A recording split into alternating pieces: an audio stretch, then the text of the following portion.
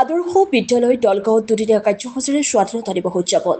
আদৰ্শ বিদ্যালয় দলগাঁৱত দেশপ্ৰেম আৰু ৰাষ্ট্ৰীয় ঐক্যৰ বাণীৰে উদযাপন স্বাধীনতা দিৱস। বিদ্যালয়ৰ ভিন্ন ক্ষেত্ৰত পাৰদৰ্শিতা প্ৰদৰ্শন কৰা বিদ্যাৰ্থীসকলক বঁটা আৰু মানপত্ৰ প্ৰদান কৰা হয়। দেশৰ স্বাধীনতা, গণতন্ত্ৰ, সম্প্ৰীতি আৰু ঐক্যৰ মূল্যবোধক আগুৱাই লৈ যোৱাৰ সংকল্পৰে এই অনুষ্ঠান। স্বাধীনতাৰ গৌৰৱময় ইতিহাসক স্মৰণ কৰি দেশৰ প্ৰতি সন্মান, দেশপ্ৰেম আৰু ঐক্যৰ বাৰ্তা প্ৰদানৰ উদ্দেশ্যে আদৰ্শ বিদ্যালয় দলগাঁৱত দুদিনীয়া কাৰ্যসূচীৰে অনুষ্ঠিত হয় স্বাধীনতা দিৱসৰ বিশেষ কাৰ্যসূচী। স্বাধীনতা দিৱস কেৱল এটা উৎসৱ নহয়, বৰঞ্চ দেশৰ স্বাধীনতাৰ বাবে জীৱন উচৰ্গা কৰা বীৰ শ্বহীদসকলক স্মৰণ কৰাৰ এক বিশেষ দিন। নতুন প্ৰজন্মৰ মাজত দেশপ্ৰেম, ভাতৃত্ববোধ আৰু ৰাষ্ট্ৰীয় ঐক্যৰ চেতনা গঢ়ি তোলাত শিক্ষা অনুষ্ঠানসমূহৰ ভূমিকা অতি গুৰুত্বপূৰ্ণ। আদৰ্শ বিদ্যালয় দলগাঁৱৰ এই আয়োজনৰ জৰিয়তে ছাত্ৰ-ছাত্ৰীসকলৰ মাজতো দেশপ্ৰেমৰ অনুভূতি অধিক শক্তিশালী কৰাৰ প্ৰয়াস কৰা হৈছে। স্বাধীনতা দিৱস উদযাপনৰ অনুষ্ঠানতে ভিন্ন পাৰদৰ্শিতা প্ৰদৰ্শন কৰা বিদ্যাৰ্থীসকলক বঁটা আৰু মানপত্ৰ প্ৰদান কৰে। সভাত ওদালগুৰিত ডায়েটৰ প্ৰবক্তা আব্দুল ৱাহাব, খাৰুপেটীয়াৰ মহাবিদ্যালয়ৰ আৰবী বিভাগৰ মুৰব্বী অধ্যাপক জাকিৰ হুছেইন, বিশিষ্ট সাহিত্যিক নছিমুদ্দিন আহমেদ, শামছুল হুদ্দা, বিশিষ্ট আদৰ্শ কৃষক জৰীফ আলীসহ বহু কেইগৰাকী শিক্ষাবিদ, সমাজকৰ্মী উপস্থিত থাকে। দেশৰ স্বাধীনতা, গণতন্ত্ৰ, সম্প্ৰীতি আৰু ঐক্যৰ মূল্যবোধক আগুৱাই লৈ যোৱাৰ সংকল্পৰে উদযাপিত এই অনুষ্ঠানত ছাত্ৰ-ছাত্ৰী, শিক্ষক, শিক্ষয়িত্ৰী আৰু অভিভাৱকসকলৰ অংশগ্ৰহণে অনুষ্ঠানটোক অধিক আকৰ্ষণীয় কৰি তোলে। News desk, AIN live. Dalgaon আদৰ্শ বিদ্যালয়ৰ বাকৰিত যি অনুষ্ঠান অনুষ্ঠিত হৈছে ৮০ সংখ্যক স্বাধীনতা দিৱস উপলক্ষে, খুব এটি ভাল অনুষ্ঠান, য'ত নেকি ইউনিটি ইন ডাইভাৰ্চিটি ৰিফ্লেক্ট হৈছে। স্বাধীনতা দিৱস উপলক্ষে ইয়াত অনুষ্ঠিত এই মুকলি ও বঁটা বিতৰণী সভাত এগৰাকী আমন্ত্ৰিত অতিথি হিচাপে উপস্থিত হৈ নথৈ আনন্দিত হৈছোঁ।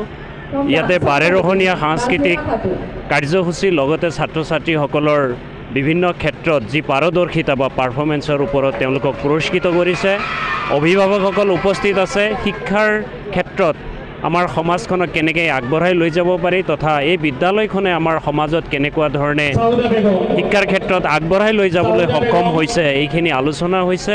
লগতে ছাত্ৰ ছাত্ৰীসকলক নতুন ৰাষ্ট্ৰীয় শিক্ষানীতি অনুসৰি আমি শিক্ষাৰ ক্ষেত্ৰত যি পৰিৱৰ্তন সূচনা হৈছে, এই পৰিৱৰ্তনৰ দিশত আমাৰ বিদ্যালয়খনে আমাৰ এই পিছপৰা অঞ্চলটোক যথেষ্টখিনি অগ্ৰগতি আনিবলৈ সক্ষম হ'ব বুলি আমি আশাবাদী।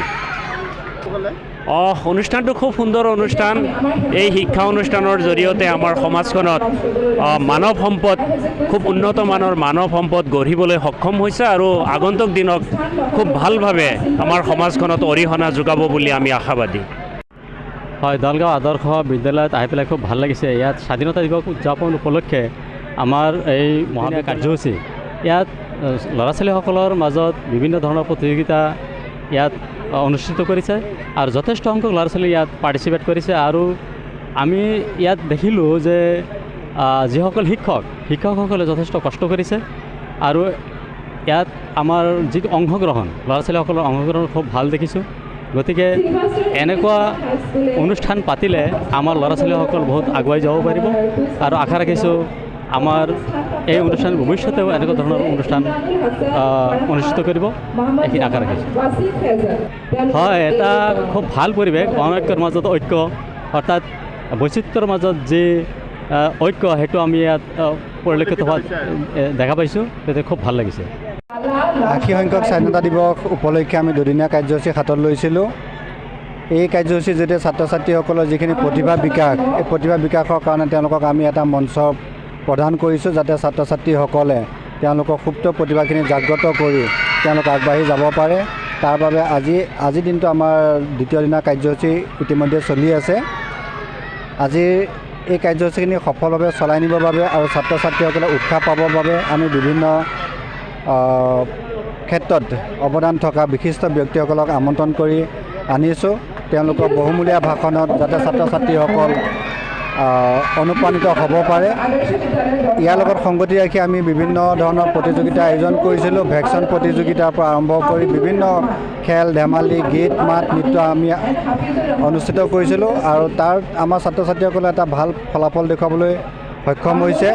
আজি আমাৰ মূল যিখন কাৰ্যসূচী, মূল কাৰ্যসূচীৰ লগত সংগতি ৰাখি আমি বিভিন্ন বিদ্যালয়ৰ পৰা কুইজ ছাত্ৰ ছাত্ৰীসকল আহিছিল আৰু তেওঁলোকৰ মাজত আমি এখন কুইজ প্ৰতিযোগিতা অনুষ্ঠিত কৰিছিলোঁ। কি কৈছে? হয়, ইণ্টাৰ স্কুল কুইজ কম্পিটিশ্যন আছিলে। তাতো আমাৰ ছাত্ৰ ছাত্ৰীসকলে বা বিভিন্ন বিদ্যালয়ৰ পৰা ছাত্ৰ ছাত্ৰীসকলে এটা ভাল প্ৰদৰ্শন দেখুৱাবলৈ তেওঁলোক সক্ষম হৈছে। আশা ৰাখিছোঁ ছাত্ৰ ছাত্ৰীসকলৰ যিবোৰ প্ৰতিভা আছে এই প্ৰতিভাবিলাক যাতে তেওঁলোকে বিকশিত কৰিব পাৰে আৰু আগবাঢ়ি যাব পাৰে। যিকোনো খবৰৰ বিজ্ঞাপনৰ বাবে যোগাযোগ কৰক 7896121996।